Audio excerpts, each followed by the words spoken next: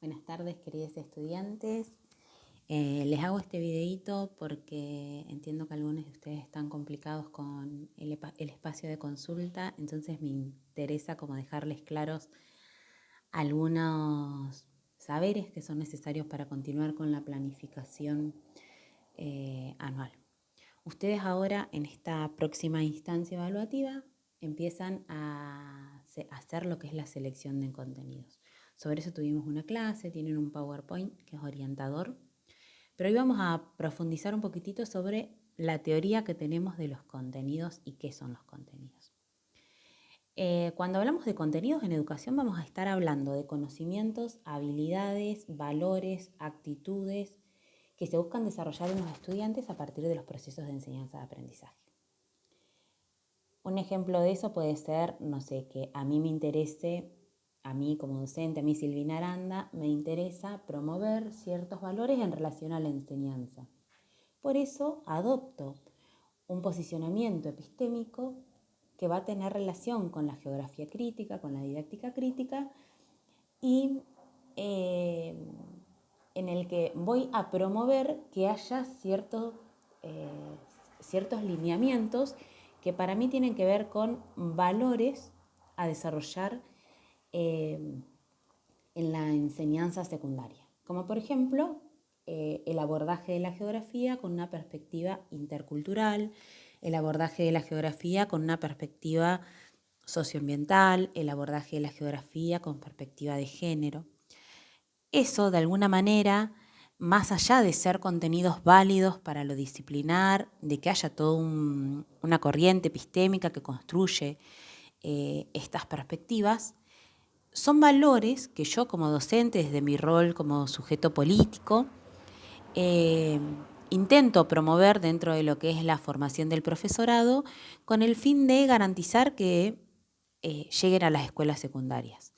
Esta idea que tiene que ver con la construcción de una sociedad más justa, de una sociedad más equitativa, con menos opresiones,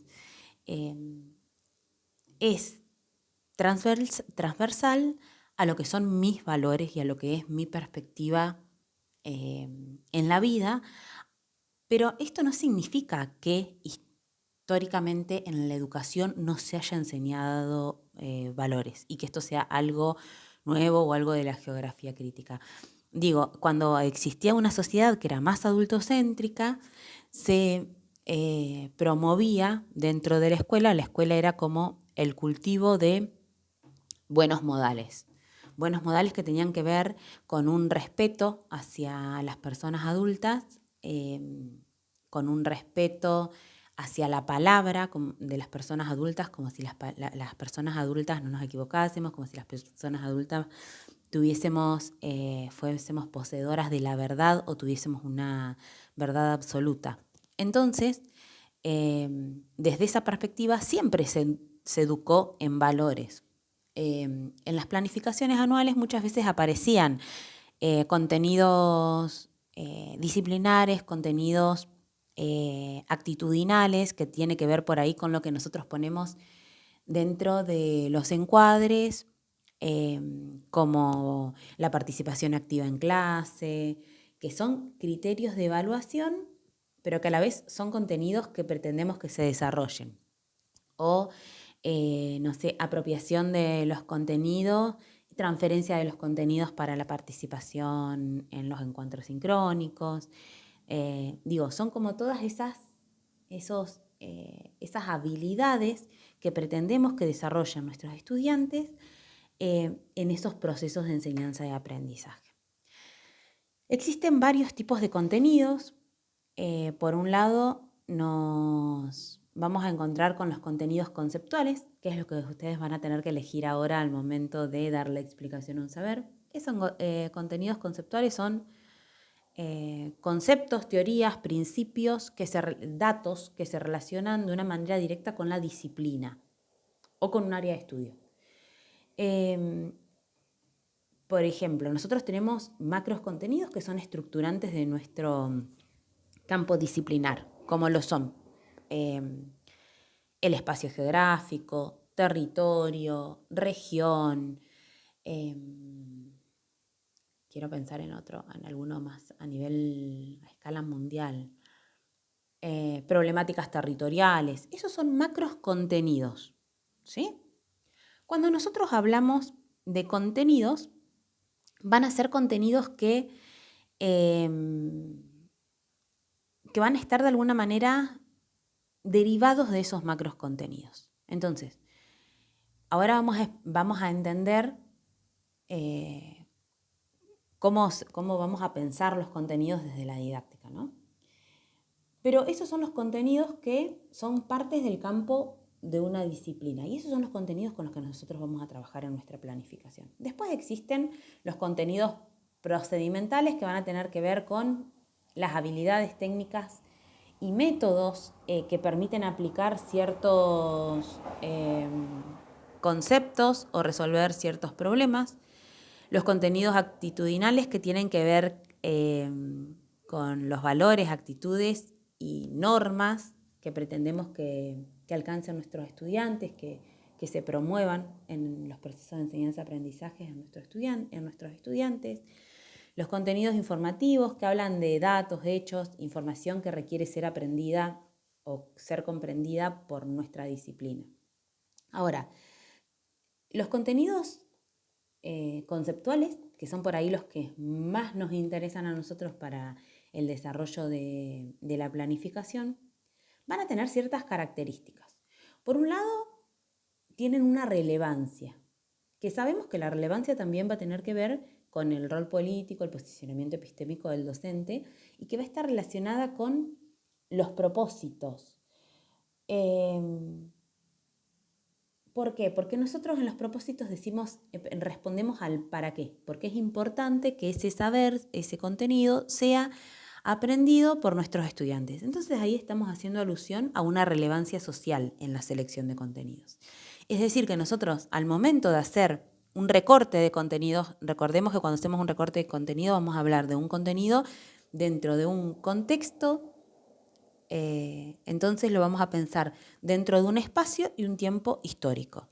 Por ejemplo, si yo voy a enseñar migración, no voy a enseñar igual migración en primer año de una escuela secundaria que en segundo año. ¿Por qué? Porque en primer año vamos a enseñar contenidos generales, ¿sí? De la geografía general, más allá de que estén pensados con una multiescala a nivel proceso de construcción del territorio latinoamericano, ocupación del territorio latinoamericano y el espacio local dentro de la ICRN, los contenidos, según los NAP, los núcleos de aprendizajes prioritarios, dentro de lo que es primer año, son contenidos generales. Y esos contenidos generales me van a permitir enseñar, por ejemplo, migración, inmigración, emigración, el concepto, el contenido macro y sus derivaciones, pero a nivel general, sin pensarlo dentro de un contexto particular o de un tiempo histórico o de un espacio.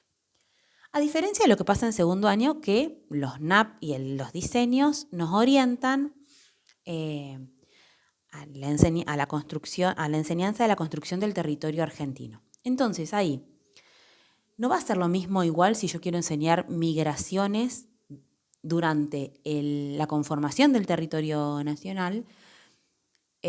¿Por qué? Porque vamos a estar hablando de que hubieron políticas que favorecieron la inmigración y que había un interés particular en recibir inmigrantes dentro de ese contexto, que eran migraciones internacionales, que estaban promovidas y pensadas para la mano de obra de lo que era la construcción del territorio. Entonces, eso es enseñar migraciones dentro del modelo agroexportador. Ahora, si yo quiero enseñar migraciones durante el MISI, el modelo de industrialización por sustitución de importaciones, no va a ser lo mismo, porque las migraciones van a ser internas, van a ser del campo a la ciudad. ¿Se entiende? Entonces, cuando nosotros hacemos un recorte y queremos incluir un contenido dentro de ese recorte, tenemos que tener en cuenta esto, que hay contenidos que se van a enseñar en diferentes contextos históricos, en diferentes territorios, en diferentes espacialidades, y que capaz que doy migración en primer año, doy migración en segundo año, doy migración en tercero, y van a ser dentro de diferentes recortes.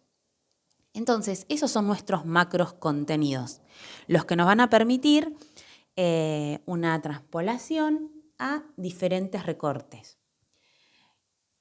Entonces, volvemos a las características de los contenidos. Vamos a tener la relevancia por un lado, por otro lado vamos a tener la pertinencia, que es cómo están conectados esos contenidos con la realidad y el contexto. Entonces, eso es cómo responde lo que yo quiero enseñar a el recorte que pensé.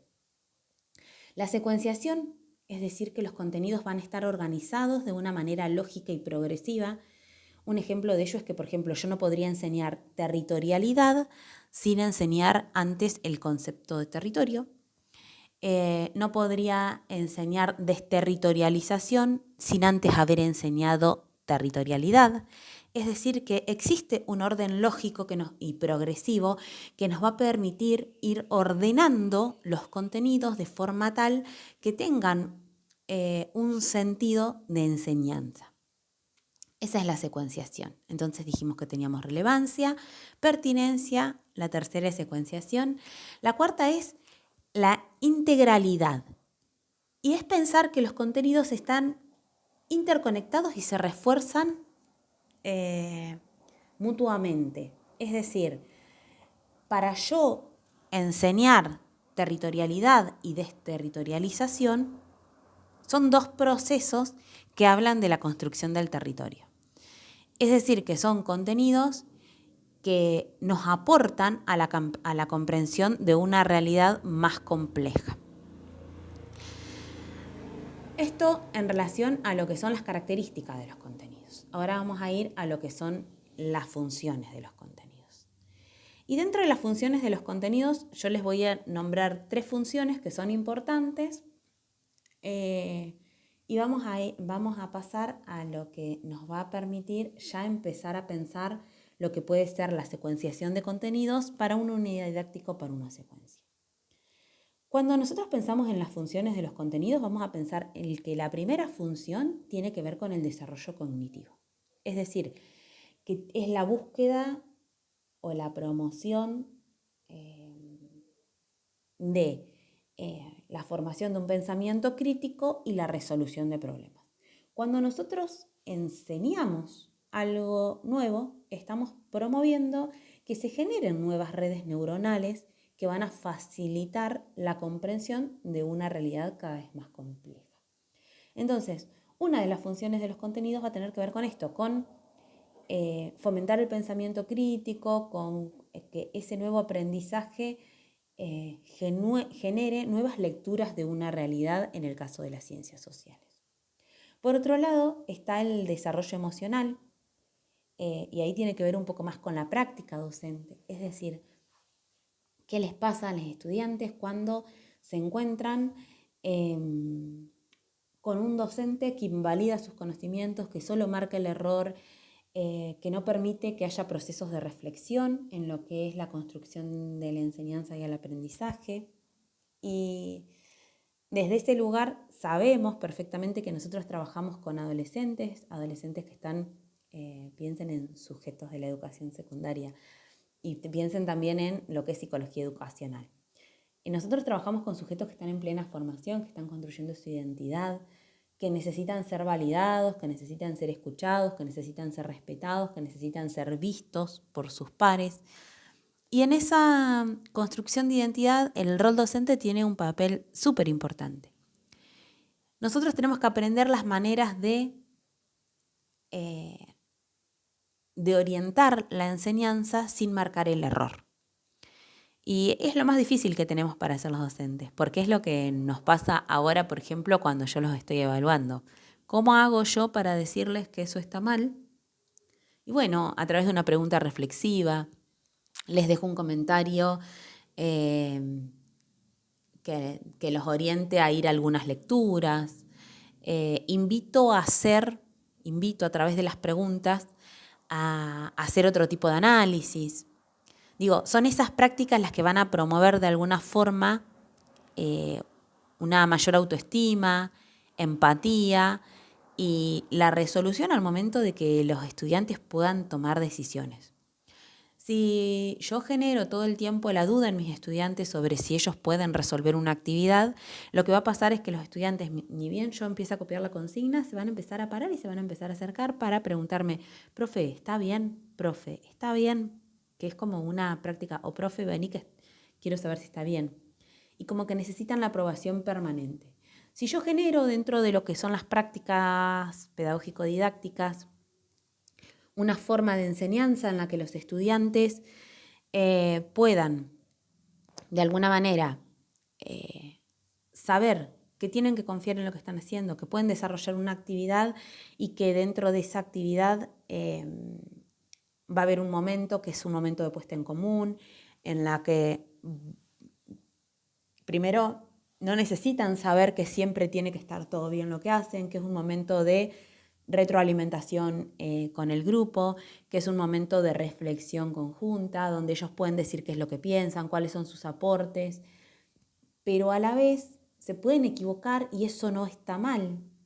¿Se entiende? Validar el error y pensarlo como parte del proceso de enseñanza y aprendizaje. Ahí se pone en juego también que los docentes tengamos que en ese momento de la clase recuperar las ideas principales y ser los responsables del cierre dentro de lo que son los 3 momentos de la clase. Entonces, el trabajo la función de los contenidos en relación a promover autoestima va a tener que ver también con la claridad con la que nosotros enseñamos. Si yo me vuelvo una docente teórica, academicista y empiezo a hablar desde la teoría, desde los autores, y no intento que ustedes comprendan lo que dicen los autores en relación a la selección de contenidos, si yo no busco ejemplos, si yo no busco formas de volver significativo lo que estoy enseñando, ustedes van a tener un montón de teoría en relación y pueden hablar horas capaz sobre lo que son los contenidos, cuáles son sus características, cuáles son sus funciones. Y eso no significa que haya una comprensión simple y que a la vez les permita a ustedes tener la seguridad de que lo están entendiendo. Esta pregunta que yo les hago permanentemente, ¿se entiende? ¿A dónde voy? ¿Se entiende lo que estoy diciendo? ¿Me avisan si no están entendiendo? Son prácticas que de alguna forma favorecen el desarrollo emocional, favorecen que ustedes tengan la confianza de poder abrir un micrófono y decirme, profe, ¿me lo explicás de nuevo? Profe, entonces esto sería así. Entonces, los contenidos también nos sirven para entender a los sujetos de forma integral y para entender que dentro de la enseñanza se da también un proceso de desarrollo emocional. Otras de las funciones dijimos que teníamos entonces el desarrollo cognitivo, el desarrollo emocional y el desarrollo social. El desarrollo social va a apuntar a que nosotros enseñemos contenidos que favorezcan dentro de lo que es la enseñanza el pensar no solo el proceso de enseñanza y aprendizaje, sino el pensar el trabajo áulico de una manera colaborativa a través de la comunicación y que favorezca la ciudadanía. Es decir, nosotros tenemos un chamullo hermoso que utilizamos todos los docentes de ciencias sociales, todos los docentes de la geografía y decimos que nuestros estudiantes sean críticos y puedan hacer una lectura de la realidad social. Digo, ¿es algo que? Digo chamullo, ¿por qué? Porque es parte de la teoría, pero lo utilizamos todos.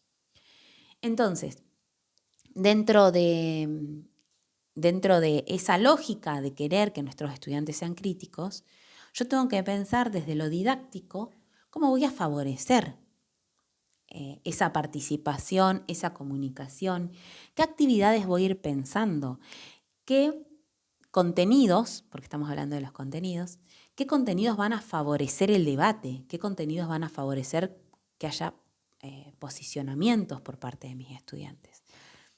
Por eso es tan importante desde la geografía crítica y desde las ciencias sociales pensar que nosotros enseñamos la realidad social y que vamos a estar deconstruyendo todo lo que tiene que ver con el sentido común de la sociedad que está creado por los medios hegemónicos de comunicación y que nosotros desde la ciencia geográfica, desde nuestra disciplina y desde el campo de las ciencias sociales, entendiendo que también somos parte de un campo y que desde la geografía crítica se promueve la interdisciplinariedad, vamos a tratar de promover a través de la ciencia una lectura de la realidad que sea más compleja, que devele opresiones de este sistema y que nos permita de alguna manera pensar otra realidad posible.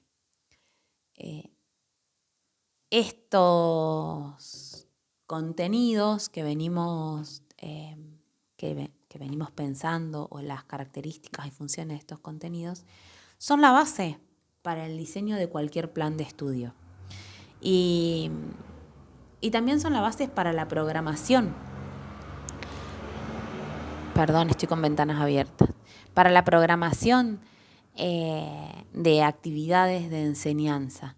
Entonces, al momento de ser seleccionados, vamos a tener que pensar en una organización de una manera cuidadosa que favorezca y de alguna manera nos asegure que haya un proceso de aprendizaje efectivo y significativo. Esto es todo en relación a los contenidos. Les voy a dejar un segundo videito donde vamos a hablar de los procesos de pensamientos para pensar también cómo la selección de contenidos va a estar relacionada con cómo los vamos a secuenciar dentro de lo que ya podría empezar a ser, que nos acercamos a pensar, una clase. Saludos.